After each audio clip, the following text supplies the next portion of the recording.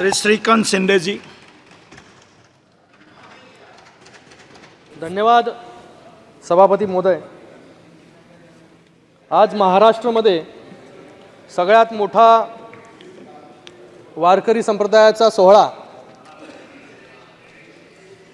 सुरू आहे, सगळ्यात मोठा उत्सव, ज्यात लाखो भाविक जे आहे, वारकरी जे आहे, हे पायी पंढरपूरला जातात आणि पांडुरंगाचं दर्शन तिथे घेतात, आशीर्वाद घेतात।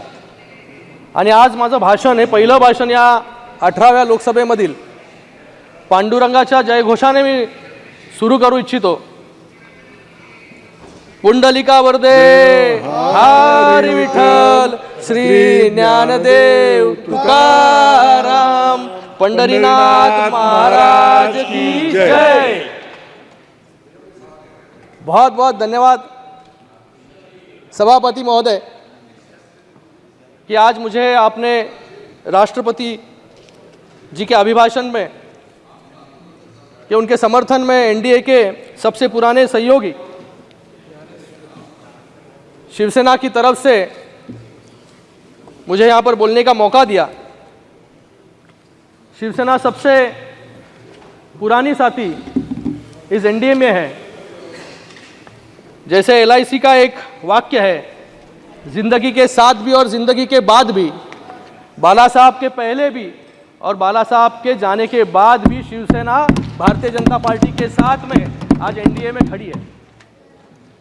सबसे पहले देश के जनता को, महाराष्ट्र के जनता को और मेरे कल्याण लोकसभा की जनता को मैं तहे दिल से धन्यवाद अदा करता हूं कि तीसरी बार मुझे इस सदन में मेरे कल्याण लोकसभा की जनता ने चुनकर भेजा और तीसरी बार फिर से मोदी जी को इस देश का नेतृत्व सौंपा और मोदी जी को तीसरी बार प्रधानमंत्री बनाया। मैं प्रधानमंत्री नरेंद्र मोदी जी को, एनडीए सरकार को तीसरे काल के लिए बहुत बहुत बधाई देता हूँ। और मुझे पूरा विश्वास है कि पिछले 10 सालों में जो हमने काम किया, ऐतिहासिक हो, सकारात्मक काम जो है गए 10 सालों में हुए, उससे अच्छे काम जो है आने वाले 5 सालों में जो है, अच्छी नीतियां जो है आने वाले 5 सालों में माननीय मोदी जी के नेतृत्व में हमारी सरकार बनाएगी।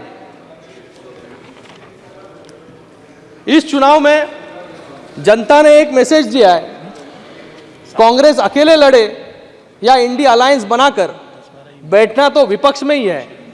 कांग्रेस जो आज इतनी खुश है, राहुल कल तक यहां थे, आज वहां पहुंच गए हो।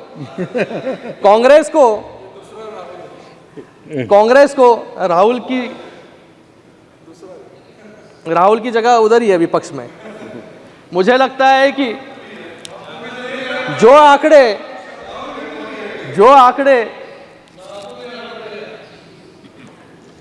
कांग्रेस को ऐसे लग रहा है कि आज वो विपक्ष में नहीं बल्कि सत्ता में है, इतनी खुशी जो है उनको विपक्ष में बैठकर महसूस हो रही है। 10 सालों में कांग्रेस सिर्फ 44 से 99 तक पहुंची है, 100 का आंकड़ा भी पूरा नहीं कर पाई है।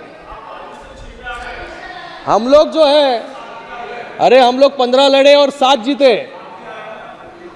मैं आज यहां पर कुछ आंकड़े आपको बताना चाहूंगा कि आपने 285 सीट पर चुनाव लड़ा और सिर्फ 99 जीते, मतलब सिर्फ 34% आपका स्ट्राइक रेट। 285 में से 51 उम्मीदवारों की जमानत जो है कांग्रेस की जब्त हो गई। आंध्र प्रदेश, अरुणाचल प्रदेश, हिमाचल, जम्मू कश्मीर, मध्य प्रदेश, दिल्ली और त्रिपुरा में अपना खाता भी जो है कांग्रेस खोल नहीं पाई। और जिन अरे आपके विपक्ष के नेता किस पर बात कर रहे थे फिर? 336 उम्मीदवार जो है अलग अलग राज्यों में इन्होंने खड़े किए, उसमें से सिर्फ 15 इनके जो है उम्मीदवार जीत कर आए, जो 5% से भी कम है। मुझे लगता है कि आपके आंकड़े तो कम है, लेकिन अकड़ जो है इस वक्त जो है बढ़ गई है। मुझे लगता है कि जश्न के पीछे जो हार की सच्चाई है उस पर थोड़ा आत्मचिंतन करने की कांग्रेस को जरूरत है। यहाँ पर हमारे आंकड़े, हम लोग यहाँ पर सत्ता में बैठे हैं, आप लोग विपक्ष में बैठे हो 10 साल के बावजूद। लोगों ने जो है आप पर विश्वास नहीं रखा, लोगों ने मोदी जी के नीतियों पर विश्वास रखा, मोदी जी पर विश्वास रखा, इसलिए आज यहाँ पर हम लोग बैठे हैं फिर से सत्ता में तीसरी बार। लोगों ने मोदी जी को चुनकर क्यों दिया? हम सबके लिए गर्व की बात है कि भारत में लोकतंत्र का सबसे बड़ा उत्सव शांतिपूर्वक ढंग से पूरा हुआ और तीसरी बार भारत ने प्रधानमंत्री मोदी जी के नेतृत्व को चुना। 2024 में दुनिया की आधी आबादी चुनाव प्रक्रिया में भाग ले रही थी। अभी तक 80 देशों में चुनाव अभी हो रहे हैं, 55 देशों में चुनाव हुए, 33 देशों में सरकार बदल गई, बदलाव हुआ, लेकिन हमारे देश ने तीसरी बार सशक्त सरकार मोदी जी के नेतृत्व में यहां पर बनाई।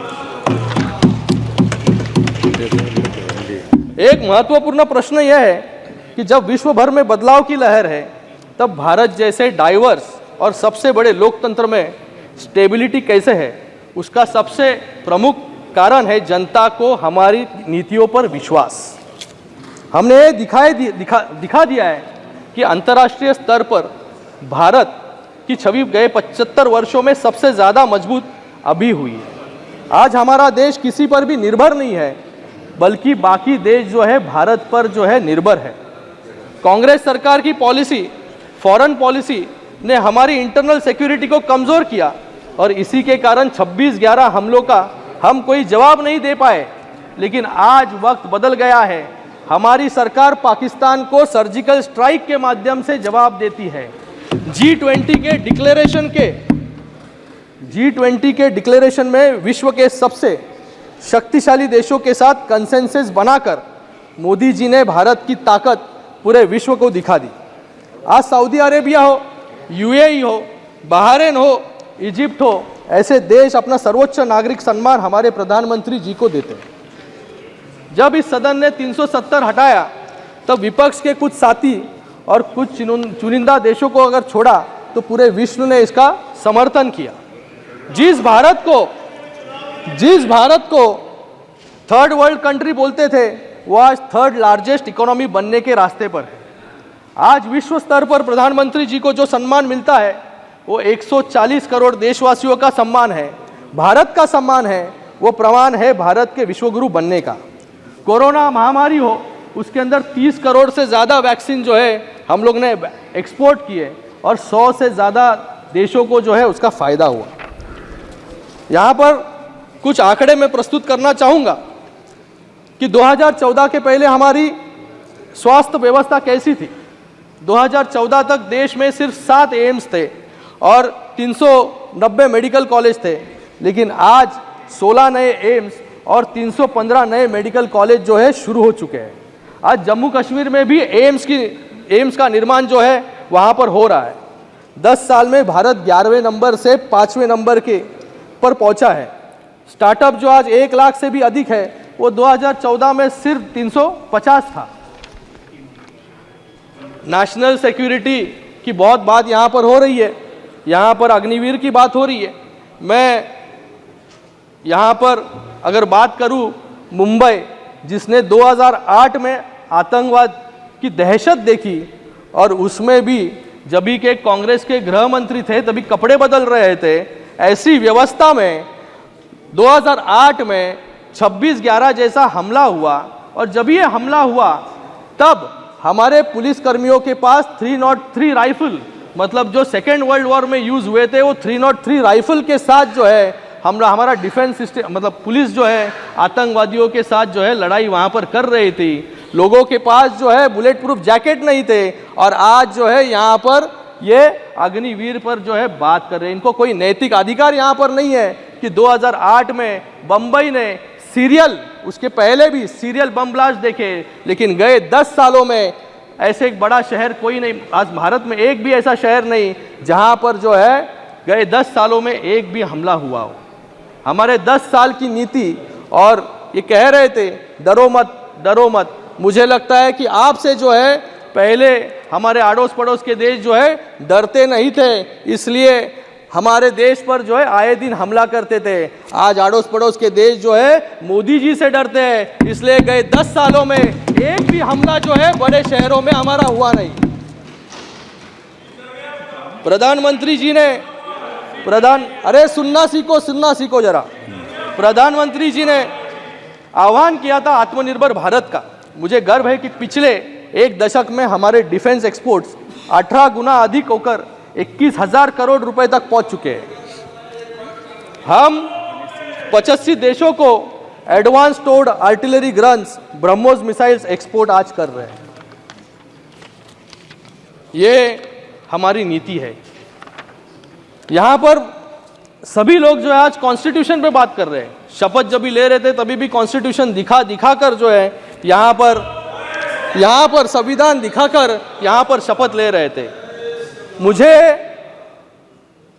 आज पूरे चुनाव में एक फेक नैरेटिव कि संविधान खतरे में है, आरक्षण खत्म हो जाएगा, लोकतंत्र खतरे में है, ये बोल कर जो है आपके कुछ वोट जो है बड़े, कुछ नंबर जो है यहाँ पर बड़े जरूर है, लेकिन मुझे लगता है कि ये फेक नैरेटिव जो है ये बार बार आप इस्तेमाल नहीं कर पाओगे। एक बार लोगों को जो है आप भ्रमित कर सकते हो, बार बार लोगों को जो है भ्रमित करने का काम जो है ये आपसे नहीं होगा और लोग भी भ्रमित नहीं होंगे। मुझे यहाँ पर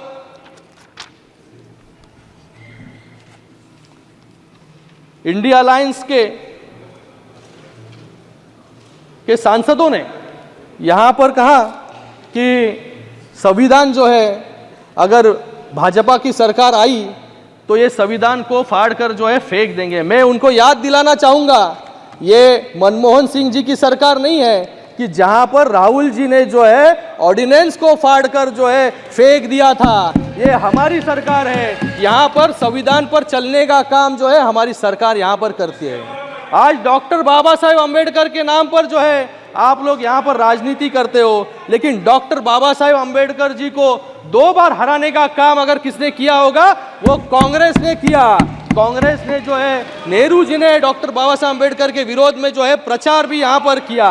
और मैं एक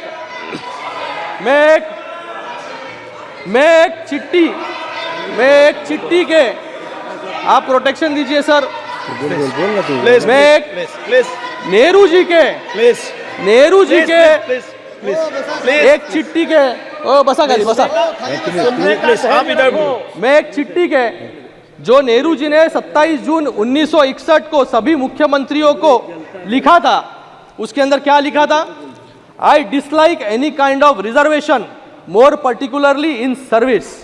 पिछड़े वर्ग को सेकेंड रेट, इनएफिशिएंट बोलने वाले नेहरू जी के वंशज आज संविधान और आरक्षण की बात यहां पर कर रहे हैं। अगर मैं यहां पर डॉक्टर बाबा साहेब अम्बेडकर अगर नहीं होते तो नेहरू जी जो है पूरा आरक्षण जो है खत्म कर चुके होते। आज मुझे पूछना है कि नेहरू जी के राज में भी संविधान खतरे में था क्या? उसका जवाब जो है विपक्ष को देना है। आज डॉक्टर बाबा साहेब अम्बेडकर जी को और संविधान को सही मायने में संविधान पर चलने का काम हमने किया। डॉक्टर बाबा साहब अम्बेडकर जी को जो है भारत रत्न देने का काम भी जो है कांग्रेस ने नहीं किया। गैर कांग्रेसी सरकार ने, वीपी सिंह के सरकार ने जो है डॉक्टर बाबा साहब अम्बेडकर जी को जो है भारत रत्न दिया। उसी के साथ में इंदू मिल, जहां पर डॉक्टर बाबा साहब अम्बेडकर जी का सबसे बड़ा स्मारक बन रहा है, वो हमारी सरकार बना रही है। लंदन के घर में, लंदन का घर जो है उसको भी स्मारक के रूप में रूपांतर करने का काम जो है हमारी सरकार ने किया।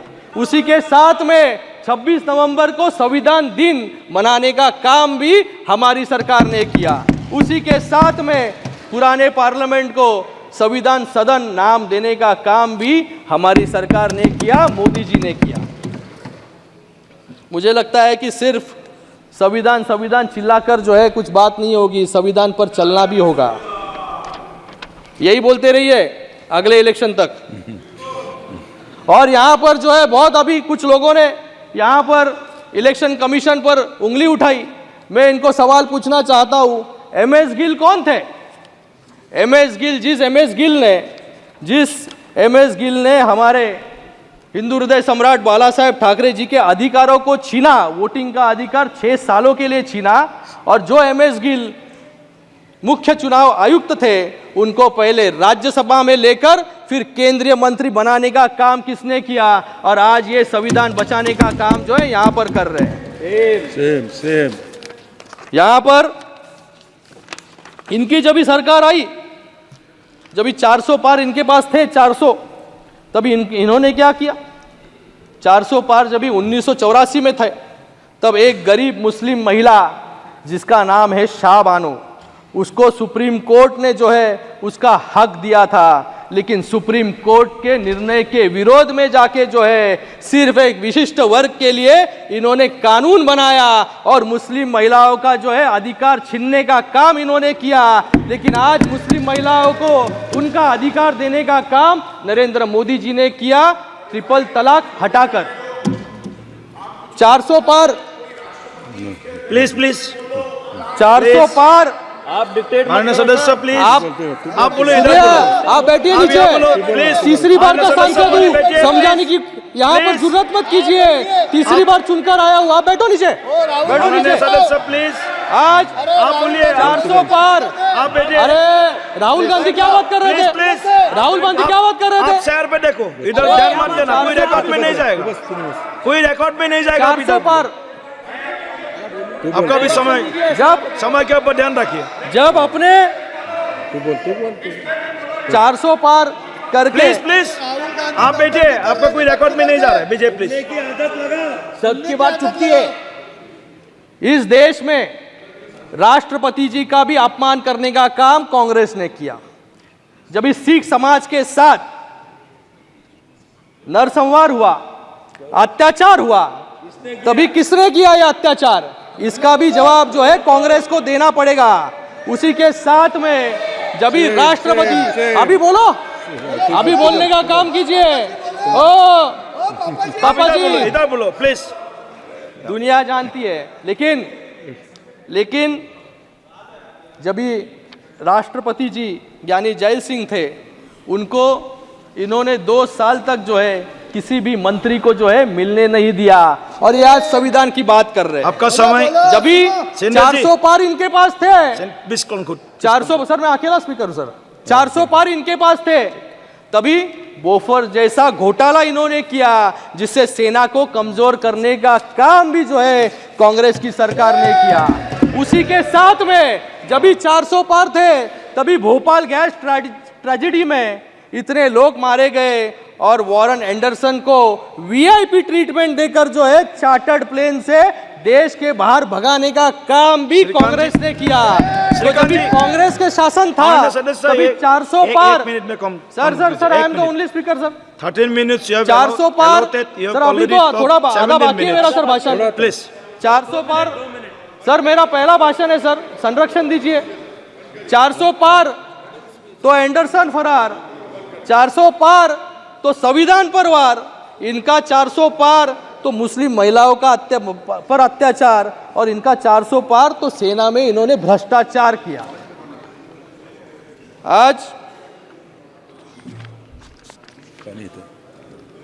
आज महोदय महाराष्ट्र की यहां पर बात करूंगा। आज महाराष्ट्र में डबल इंजन की सरकार है। आज डबल इंजन की सरकार जो है, सरकार किस प्रकार विकास के कार्य काम कर सकते हैं, ये मुझे लगता है कि कुछ उदाहरण जो है मैं यहाँ पर देना चाहूँगा। 701 किलोमीटर का समृद्धि महामार्ग, कोस्टल रोड, अटल सेतु, जो देश का सबसे बड़ा लॉन्गेस्ट सी ब्रिज है, वो बनाने का काम हमने किया। बुलेट ट्रेन हो, वाडवन पोर्ट हो, मराठवाड़ा रेल कोच फैक्ट्री हो, Mumbai Nagpur rail speed high speed corridor हो, उसी के साथ में 350 किलोमीटर की मेट्रो रेल हो, ये रिकॉर्ड टाइम में पूरा करने का काम जो है केंद्र सरकार की मदद से राज्य सरकार ने किया, माननीय मुख्यमंत्री एकनाथ जी शिंदे साहब के नेतृत्व में। और यहाँ पर कुछ लोग बोल रहे थे कि कुछ लोग जो है भाग गए। मुझे लगता है कि भगोड़े जो है, आज कोई बैठा नहीं यहाँ पर, ये भी भाग गए यहाँ से। ये जो भगोड़े हैं, ये हिंदुत्व से दूर भागे, बाला साहब के विचारों से दूर भागे। लोग जो है रोज इनकी पार्टी छोड़ के जो है भाग रहे हैं रोज। और आज चुनाव जब भी हुआ लोकसभा का, तो असली शिवसेना और नकली शिवसेना जो है लोगों ने इनको दिखा दी कि कौन जो है असली शिवसेना के साथ, बाला साहब ठाकरे जी के शिवसेना के साथ खड़ा हुआ है। आज इनके सामने हम लोग जो है 13 सीट लड़े, इनके सामने 13 में से 7 सीट हम लोग लड़े और 2 लाख ज्यादा वोट जो है हमें, जो बाला साहब की शिवसेना है उनको मिली। लोग जो है शिवसेना के साथ, हिंदुत्व के साथ जो है यहाँ पर खड़े हुए हैं। इनको तो जो बाला साहब हमेशा कहते थे गर्व से कहो हम हिंदू हैं, आज इनके नेता को जो है हिंदू शब्द इनके भाषण में जो है यूज करने शर्म आती है।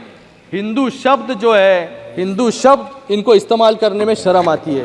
और यहाँ पर विपक्ष के नेता, खत्म कर रहा हूँ सर, विपक्ष खत्म कर रहा हूँ, विपक्ष के नेता यहाँ पर हिंदुओं को जो है यहाँ पर कह रहे थे कि हिंदू हिंसक है। मैं छत्रपति शिवाजी महाराज जी के भूमि से आता हूँ और छत्रपति शिवाजी महाराज जी ने जो है हिंदवी स्वराज के लिए जो है, हिंदुत्व के रक्षण के लिए जो है देव देश आणि धर्मासाठी शिवाजी महाराजांनी जे आहे हे तलवार हातात घेतली। जर हिंदवी रयतेचंच राज्य I am not yielding sir, I am not yielding, रयतेचं राज्य यावं म्हणून हातात जर तलवार नसती घेतली तर आज अटक पासून ते कटक पर्यंत हिंदवी स्वराज्य जे आहे हे तेव्हा स्थापन झालं नसतं। तर तेवढा अभिमान बाळगा, संभाजी महाराजांचा रोल तुम्ही करता, त्यांचे जरा गुण जे आहे गुण तुम्ही ते घ्या जराशे संभाजी महाराजांचे। तर मी आज प्लीज खत्म कीजिए आपका समय, कंक्लूड कर रहा हूं सर। प्लीज। आज मुंबई में 1993 बम ब्लास्ट के कन्विक्ट इकबाल मूसा जैसे आतंकवादियों को चुनाव प्रचार में इन्होंने उतारा यूबीटी ने, जिससे उनसे प्रचार करवा सके और एक विशिष्ट वर्ग और समाज के वोट जो है इनको मिल सके।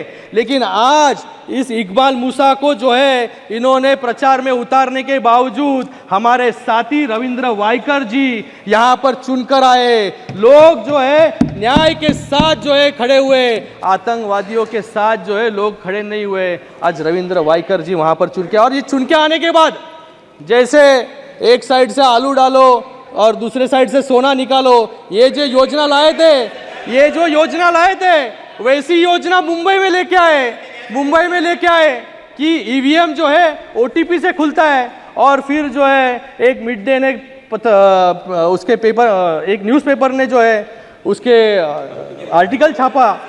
Okay, please conclude sir, conclude कर रहा हूँ। आर्टिकल छापा कि एक के मोबाइल में जो है ओटीपी आया और ईवीएम खोल के हम लोग ने हमारी प्रत्याशियों को जो है यहाँ पर जिता दिया। और फिर उस न्यूज़पेपर ने माफ़ी भी मांगी, लेकिन उस न्यूज़पेपर के आर्टिकल को, सर खत्म कर रहा हूँ, लास्ट लाइन, न्यूज़पेपर के आर्टिकल को जो है ट्वीट करने का काम जो है एलओपी ने किया। क्या मैं उनसे पूछना चाहूँगा, जैसे न्यूज़पेपर वालों ने जो है माफ़ी मांगी, आप भी माफ़ी मांगेंगे क्या रविंद्र वायकर जी से?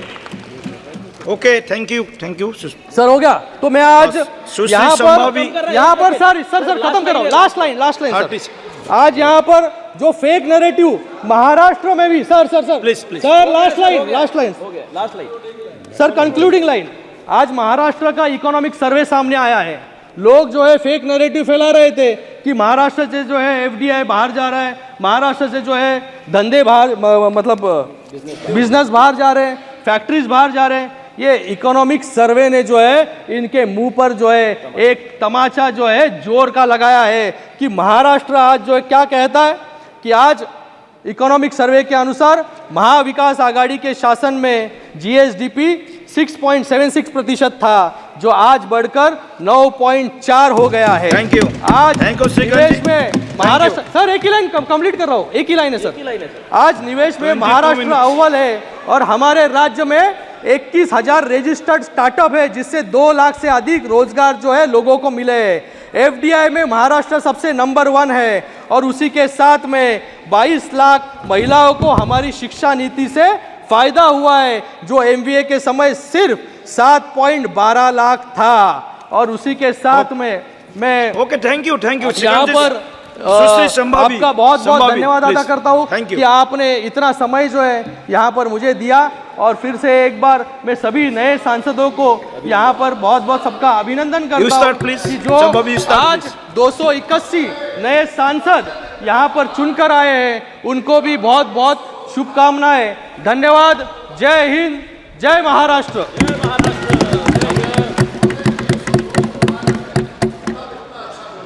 जी, वेल डन।